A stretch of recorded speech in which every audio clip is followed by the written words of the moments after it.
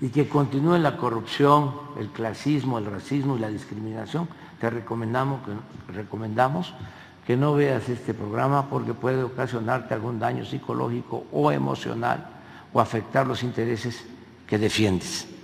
El promedio de la gasolina regular fue de 22 pesos 57 centavos el litro, de la premium 24 pesos con 68 centavos y del diésel 24 pesos. Las tres marcas más careras la semana pasada fue Oxogas, que se llevó el primer lugar.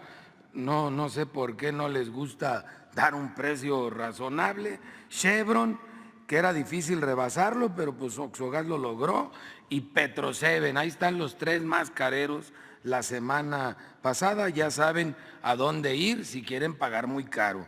Y los tres aliados de los consumidores fue Repsol, BP y ExxonMobil.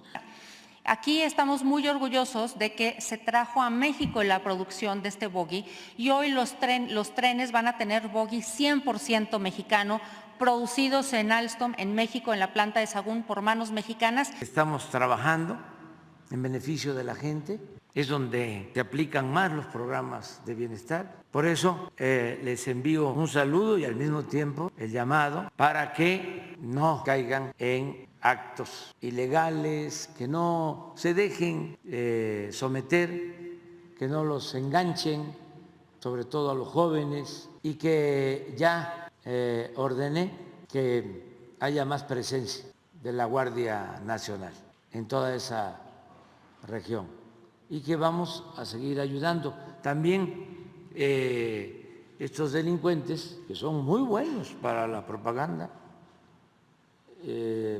cortaron la luz en algunas comunidades y no han permitido que entren los trabajadores de la Comisión Federal de Electricidad a restablecer el servicio, que van a llevar a cabo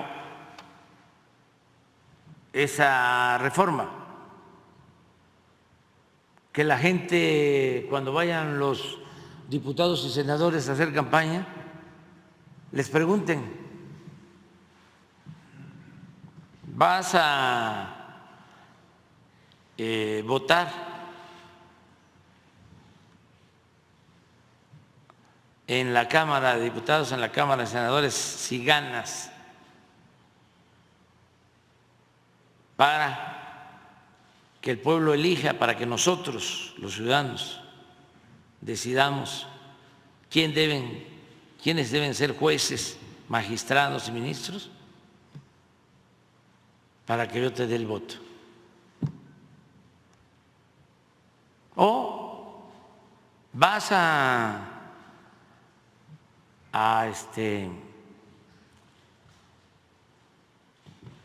mantener la pensión a los adultos mayores, o vas a votar para quitarla. ¿Vas a privatizar Pemex? ¿Vas a privatizar la industria eléctrica? ¿Vas a votar para eso como antes? Por eso es muy importante la elección, por eso hablo de plebiscito, de referéndum, porque no es solo votar por los candidatos, candidatas o por los partidos, es votar por los programas de nación, que hay dos, distintos y contrapuestos.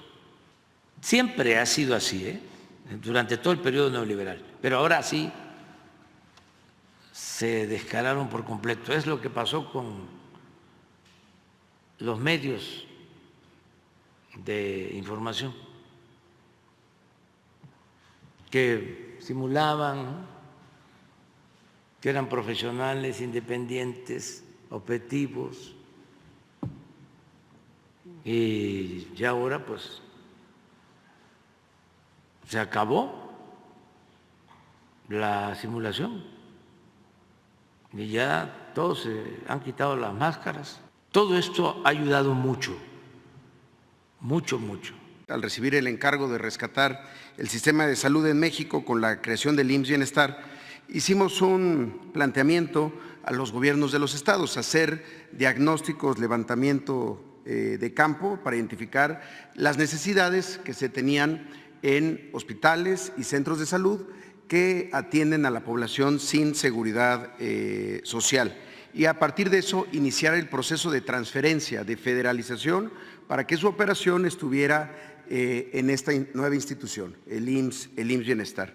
Hoy podemos anunciar que ese proceso en su primera etapa ha concluido, que el IMSS Bienestar tiene sólidas bases jurídicas como una nueva institución del Estado mexicano para atender a la población sin seguridad social de manera gratuita, con calidad y con los mismos estándares en cualquier parte del país, independientemente de qué estado se trate. Ha habido voluntad de 23 gobernadoras y gobernadores, con lo que inicia una nueva etapa, la implementación y la operación central. Es una etapa que ha empezado ya y que va a continuar, como lo ha dicho el señor presidente, con la meta de llegar a marzo con ya la operación plena y la implementación del modelo de atención. Sobre los avances en el proyecto de transformación del nuevo ISSSTE, en cumplimiento a la instrucción presidencial de rescatar a esta importante institución y recobrar su capacidad de atención y autosuficiencia de los servicios médicos.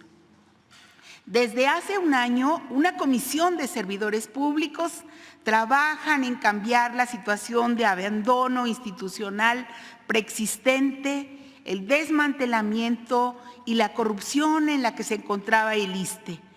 Para corregirla, se ha requerido del trabajo intenso y coordinado de la Secretaría de Salud, de la Secretaría de Hacienda, la Función Pública, Seguridad, la Procuraduría Fiscal, el IMSS, Birmex y el propio ISSSTE, entre otras instituciones.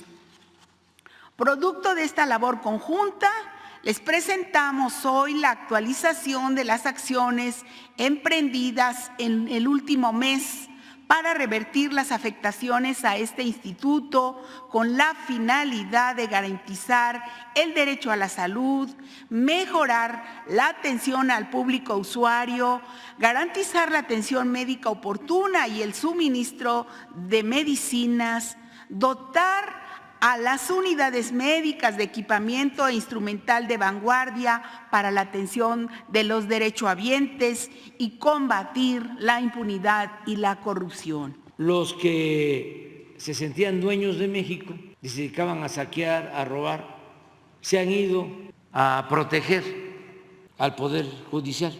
Descongelan o liberan las cuentas de la familia de García Luna, se lleva a trabajar a la Suprema Corte del Derecho, que no de la Justicia, a gente cercana a García Luna. Y como nosotros estamos denunciando este proceder corrupto, hay una actitud de venganza al Poder Judicial.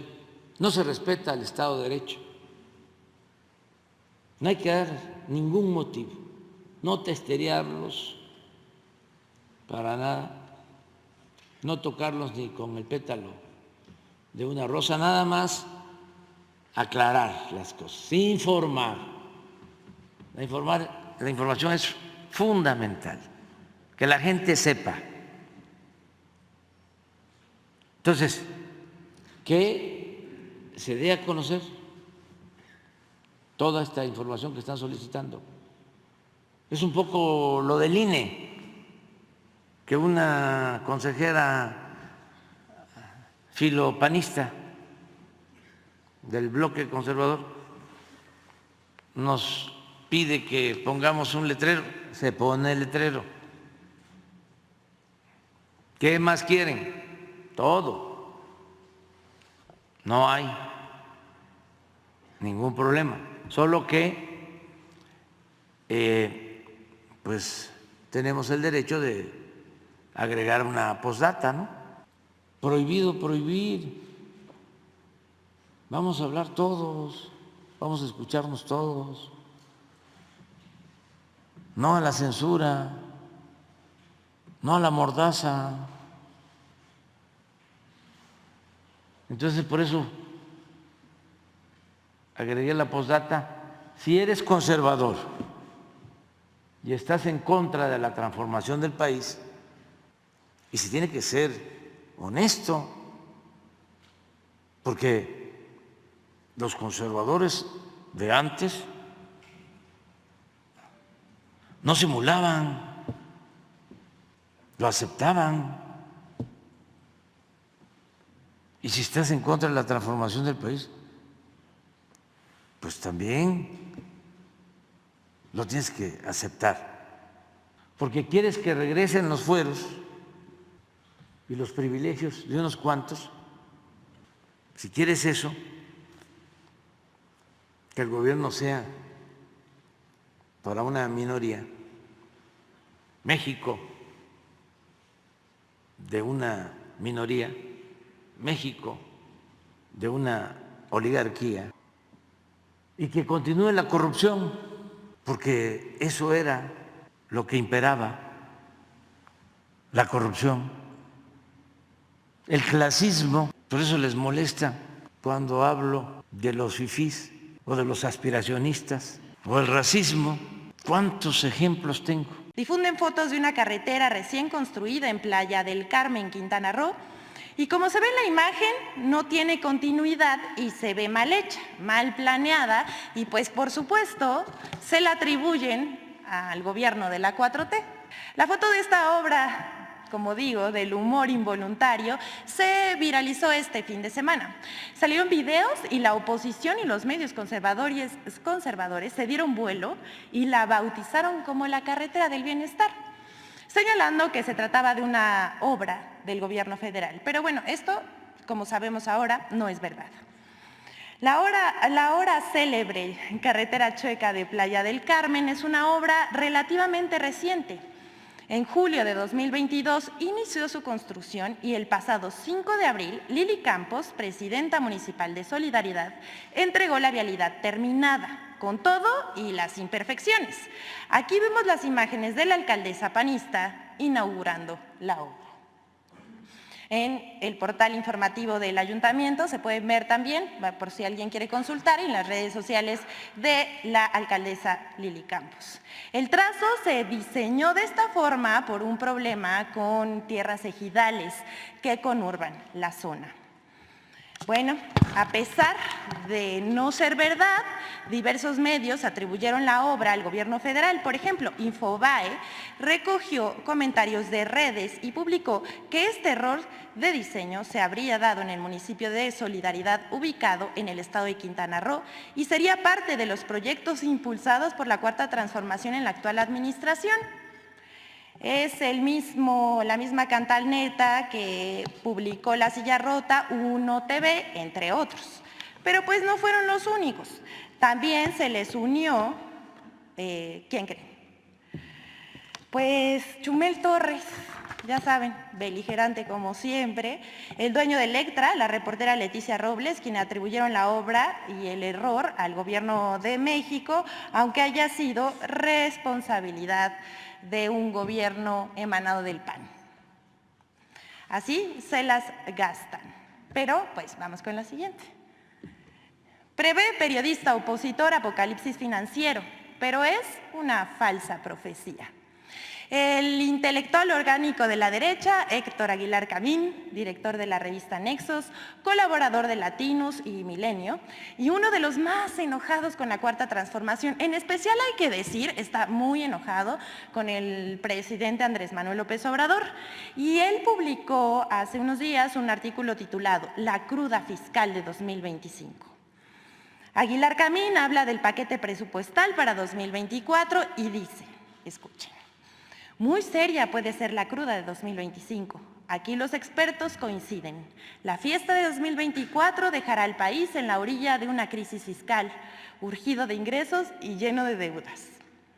Según Camín, por las obras y el impulso de las empresas del Estado, heredará un déficit de 5.4% del Producto Interno Bruto, el cual habrá de reducir a un razonable 3% para que los mercados no decidan que México es un riesgo y su deuda soberana una basura.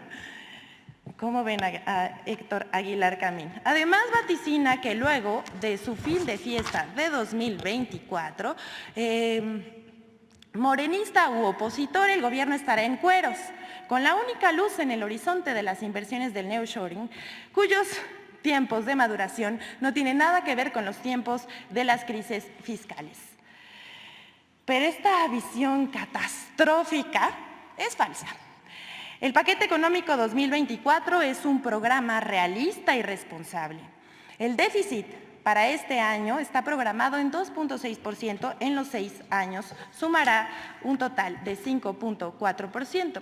El gobierno del presidente Andrés Manuel López Obrador en su último año de gobierno ofrece una transición ordenada que permite al siguiente gobierno iniciar con finanzas sanas, sin crisis ni recesión. Esto como sí ocurría antes, no sé si se acuerdan.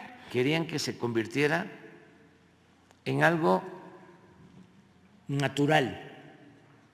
Se llegó a decir que la corrupción era parte de la cultura del pueblo de México, ofendiendo a los mexicanos, porque la mayor riqueza, siempre lo he dicho, de México es la honestidad de su pueblo. La corrupción es un fenómeno que se da arriba. Y para que quede más claro, aunque se genere polémica, porque siempre digo lo que pienso, en el México prehispánico no había corrupción. La corrupción llegó con los invasores. La primera fiebre del oro, ahí están los libros del Chilam Balam, hablando de la codicia de los invasores europeos. Por eso es que México ha resistido,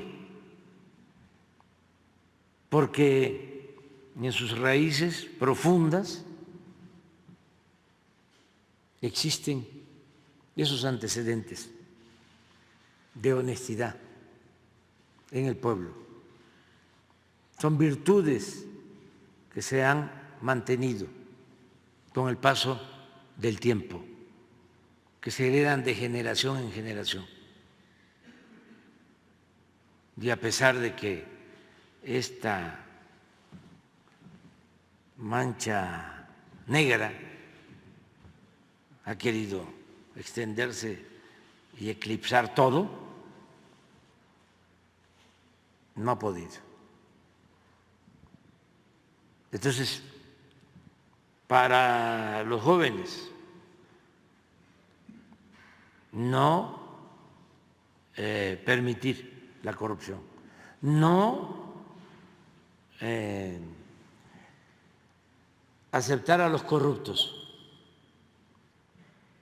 así como dicen, se usaba más antes, qué audaz, qué vivo era, ¿no?, el que de la noche a la mañana se enriquecía, y hasta algunos llegaban a decirle a los hijos: estudia para que cuando seas grande seas como don fulano, un reverendo ladrón.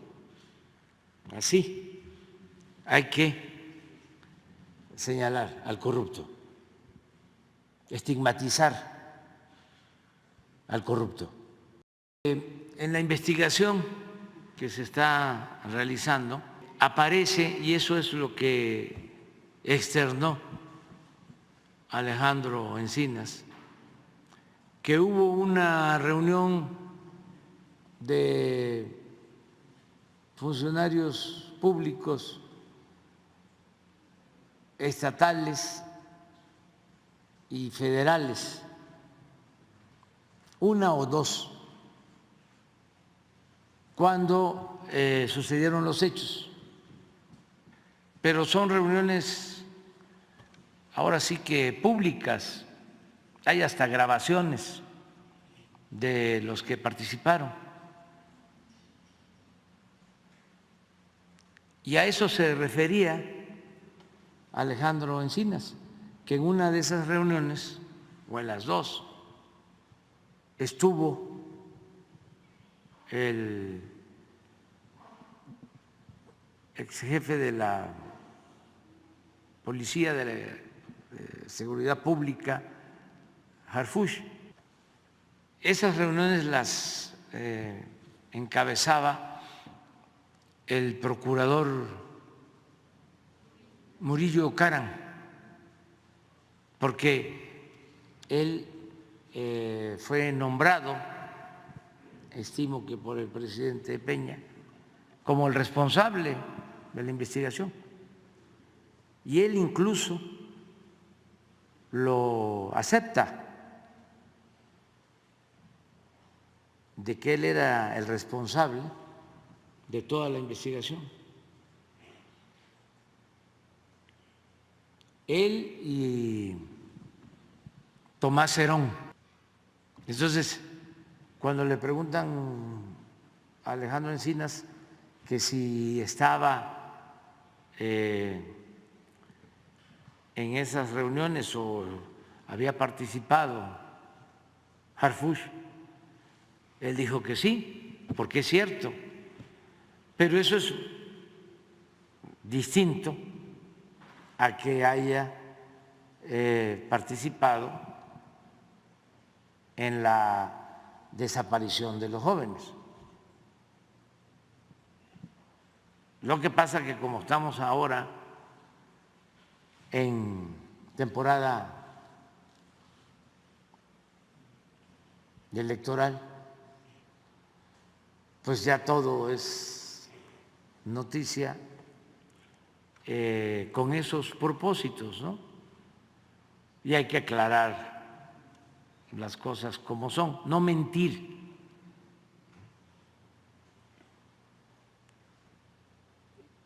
No utilizar estas cosas para perjudicar a posibles adversarios o competidores o otros futuros candidatos,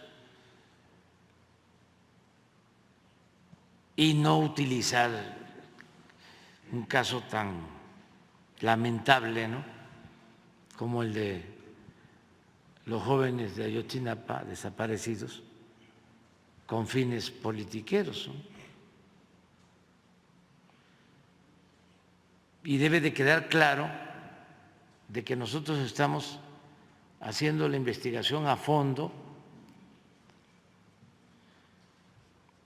Tan es así que el procurador que se autodeclaró responsable, pues está detenido. Y cuando se va a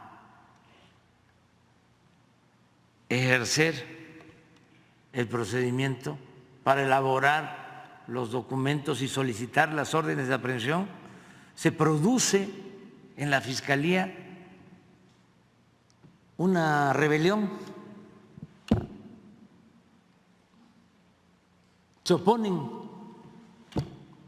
y antier el que estaba de fiscal, que ahora estoy investigando de dónde salió, y todo parece que lo propusieron de la OEA, de Comisión Interamericana, donde estaba Emilio Álvarez y Casa, el ahora senador del PAN, que siempre estuvo en contra de nosotros. Bueno, sí, independiente, entre comillas, independiente del pueblo, no de la oligarquía.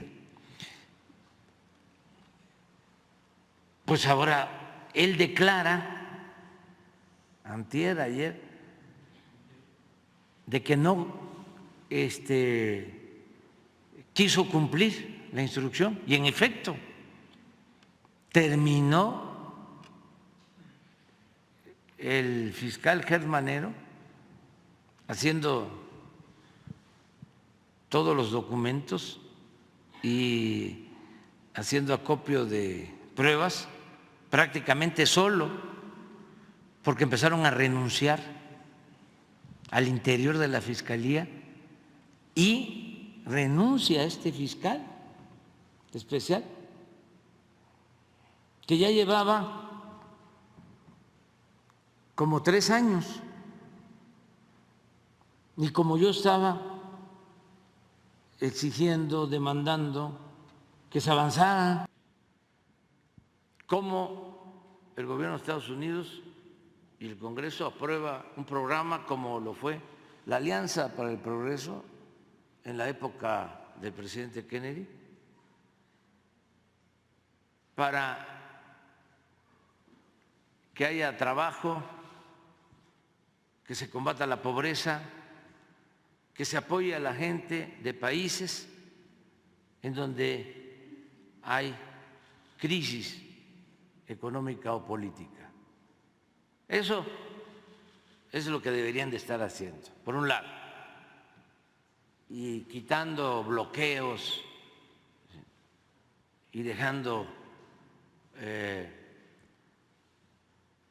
de estar hostigando a países independientes y libres. Un plan integral de apoyo, de cooperación,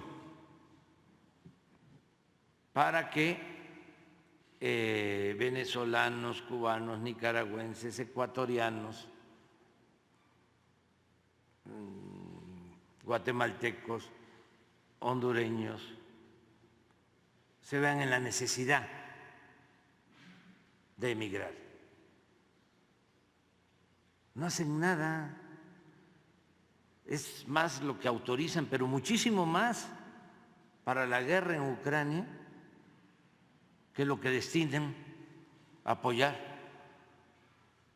la pobreza de los pueblos de países de América Latina y del Caribe.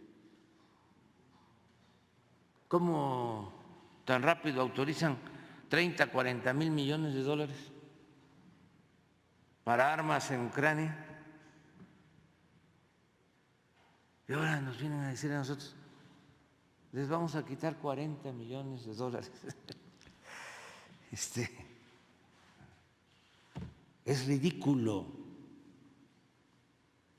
¿Saben cuánto destinamos nosotros para apoyar a países de Centroamérica y del Caribe? ¿Cuánto es la cooperación de México a esos países? 150 millones de dólares. Y hacen todo un escándalo porque no nos van a dar a nosotros 50 millones de dólares. Nosotros no le estamos pidiendo nada.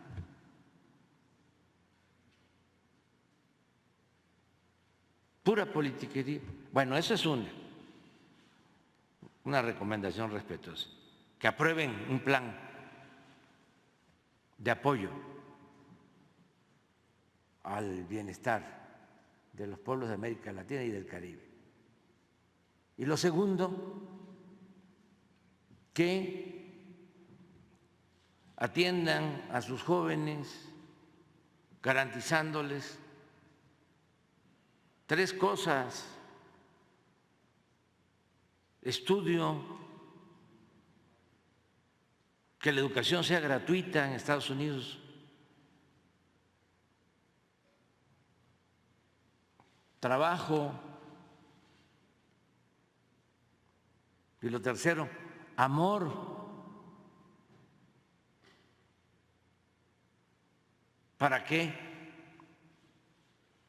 no consuman fentanilo,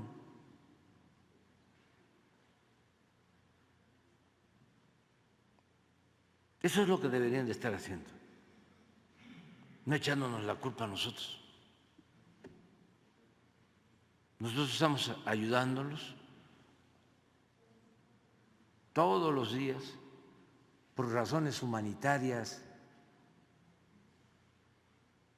porque sí nos preocupa la pandemia por el consumo del fentanilo en Estados Unidos y nos preocupa más y nos duele que pierdan la vida 100,000 jóvenes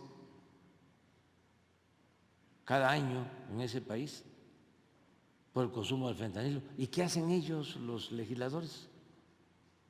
¿Nada más echarle la culpa a México? Sin ninguna razón, nada más porque vienen las elecciones y quieren engañar o pretenden engañar a los ciudadanos estadounidenses. ¿Qué decía el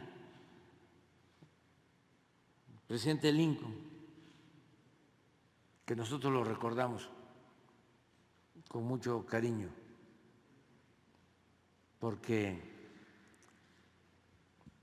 se portó muy bien con México, se opuso a la invasión estadounidense a México, siendo legislador, a la invasión de 1847. Él era legislador y lo acusaron de traidor y sin embargo mantuvo su postura. Y luego, cuando nos invaden los franceses con 30,000 soldados, Lincoln no reconoce a Maximiliano para pagar la inocencia, para comprar la inocencia. Y lo estamos viendo en los últimos tiempos, ya de manera descarada. Entonces, ¿qué es lo que hay que hacer? Pues hay que reformar el Poder Judicial. Y en una democracia es el pueblo el que manda. Pongo una entrevista que me hace Ciro, en donde ya me dice, no, así, ya ves sus desplantes, ¿no? De perdona vida y pontificando, ¿no? Sí, Andrés Manuel, pero tú ya estás condenado. ¿Qué vas a hacer?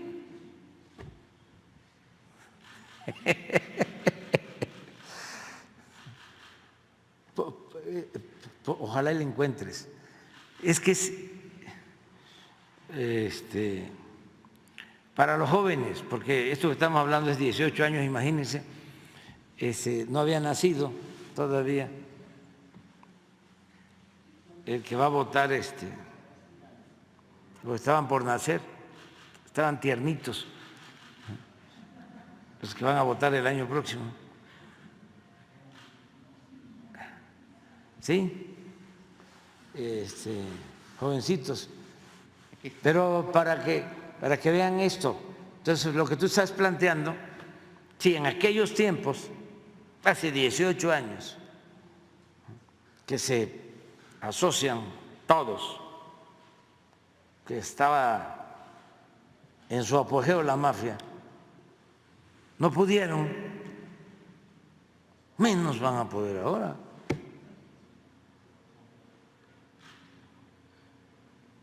¿Verdad? ¿Con qué fundamento? En ese entonces tampoco tenían fundamento. Saben que yo ni siquiera había violado ningún amparo. Era un organismo en Santa Fe que estaba abriendo un camino para comunicar un hospital, el ABC de Santa Fe. Y entonces, como los servidores públicos supuestamente de ese fideicomiso de Santa Fe no habían cumplido la orden del juez, como yo era la autoridad superior, yo era el responsable. Así montaron todo. Es como si un funcionario comete un delito y como yo soy el titular del Ejecutivo,